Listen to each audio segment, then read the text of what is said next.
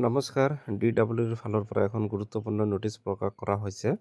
Absentee কেণ্ডিডেটসকলৰ বাবে, যিসকল কেণ্ডিডেটে ফাৰ্ষ্ট ফেজ আৰু ছেকেণ্ড ফেজ অফ ডকুমেণ্ট ভেৰিফিকেশ্যনত এবচেণ্ট আছিল, সেইসকল কেণ্ডিডেটৰ বাবে আপোনালোকে সকলোৱে জানে যে first phase of physical document verification 20 মাৰ্চৰ পৰা 11 এপ্ৰিললৈ চলিছিল আৰু second phase of physical document verification 27 জুনৰ পৰা 10 জুলাইলৈ চলিছিল।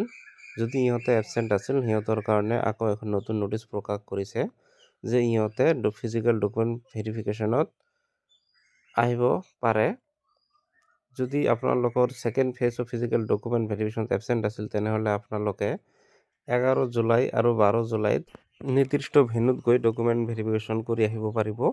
আৰু আপোনালোকে যদি first phase of physical document ভেৰিফিকেশ্যনত অনুপস্থিত আছিল, তেনেহ'লে আপোনালোকক 14 জুলাই তাৰিখে যাব লাগিব। টাইম দিয়া আছে, ৰাতিপুৱা 10টাৰ পৰা আবেলি 5টা বজালৈ চলিব। ভেন্যু হ'ল আগৰ দৰে ছেম, ৰহিকা Assam agriculture university international guest house, Khanapara. তো আপোনালোকে আপোনালোকৰ অল এডুকেশ্যনেল ডকুমেণ্ট জেৰক্স কৰি লৈ যাব আৰু নিউজ কেণ্ডিডেট হ'লে যি ডকুমেণ্ট লাগে লৈ যাব।